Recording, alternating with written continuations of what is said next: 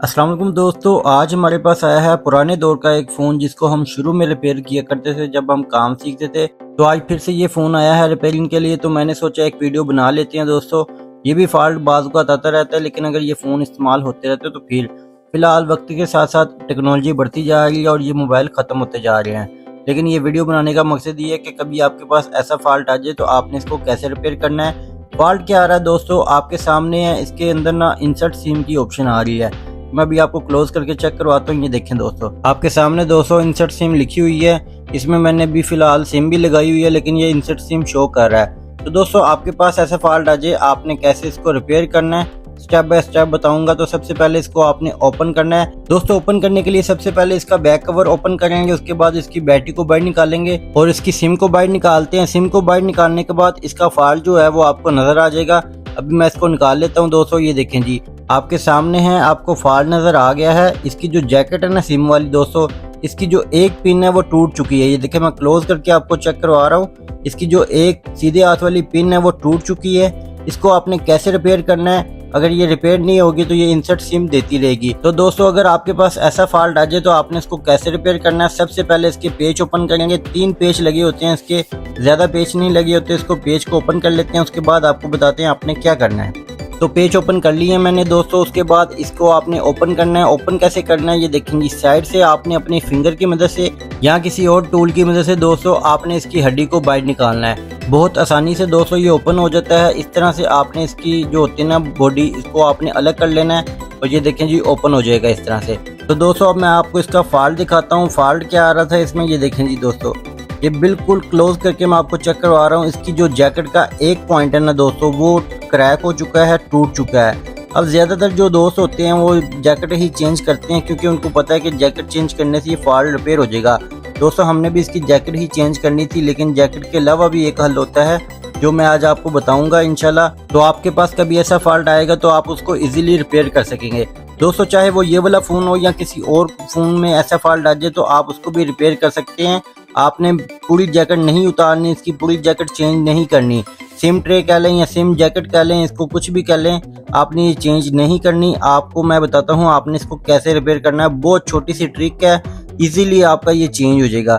तो दोस्तों इसके लिए सबसे पहले हमें एक चीज़ की ज़रूरत होगी, ऐसे का बोर्ड हमने ढूंढना है, ठीक है, जिसके ऊपर इस तरह की जैकेट लगी हो। तो दोस्तों ये वाले फ़ोन आते तो कभी कभार ही हैं, अगर आ जाएं तो फिर रिपेयर भी करने पड़ जाते हैं, लेकिन इस तरह का फ़ोन आज के दौर में बहुत मुश्किल मिलता है। मेरे पास दोस्तों फ़िलहाल ऐसा दूसरा फ़ोन नहीं है जिससे मैं जैकेट उतार सकूं। तो मेरे पास दोस्तों एक जैकेट पड़ी हुई थी, ये देखें जी, ये इस फ़ोन की तो नहीं है, किसी और फ़ोन की है, लेकिन ये मुझे काम आ सकती है।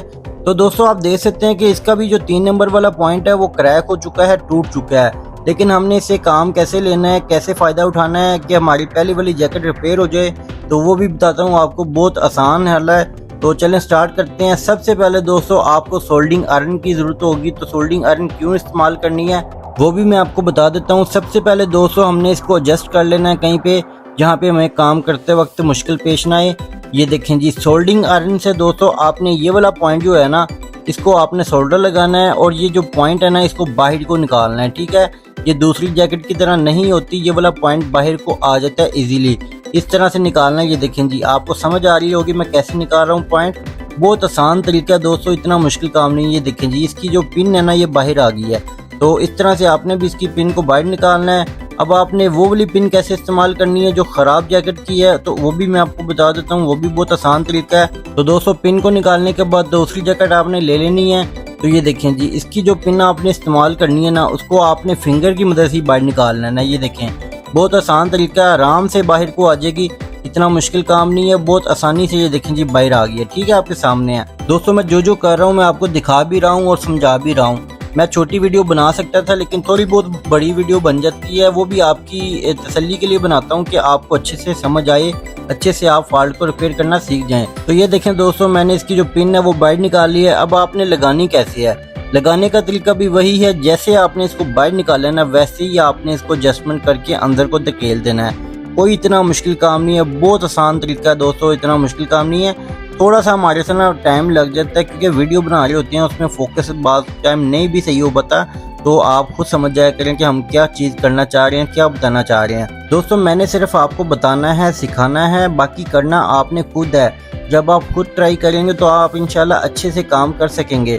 सिर्फ हमारा समझाने का मकसद ये होता है कि अगर आपको फॉल्ट का नहीं पता तो आपने उसको इस तरीके से करना है।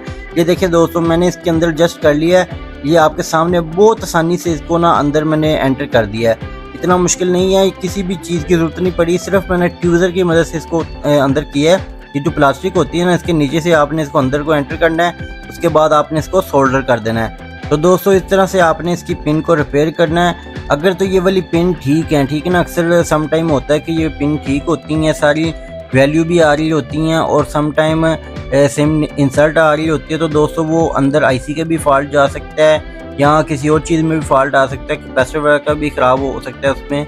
तो आपने वो रीडिंग चेक कर लेनी है पहले मीटर की मदद से, फिर आपने उसको रिपेयर करना है। इसका तो हमें सीधा सीधा फॉल्ट नज़र आ गया था ना दोस्तों कि इसकी जो ये पिन है वो टूट चुकी है, तो हमने इसको रिपेयर किया है। तो अब हम इसको सिम लगा के देखेंगे कि इसमें सिम चलती भी है कि नहीं। आगे थोड़ी सी लेंथी हो गई है वीडियो, तो मैं इसको बंद कर लेता हूँ। दोस्तों आपके सामने मैंने आपको तरीकाकार बता दिया है, ये रिपेयर हो चुका है दोस्तों। अब मैं इसको बंद करके इसमें सिम लगा के आपको दिखाता हूँ कि इसकी सिम जो है वर्किंग कर रही है या कि नहीं कर रही।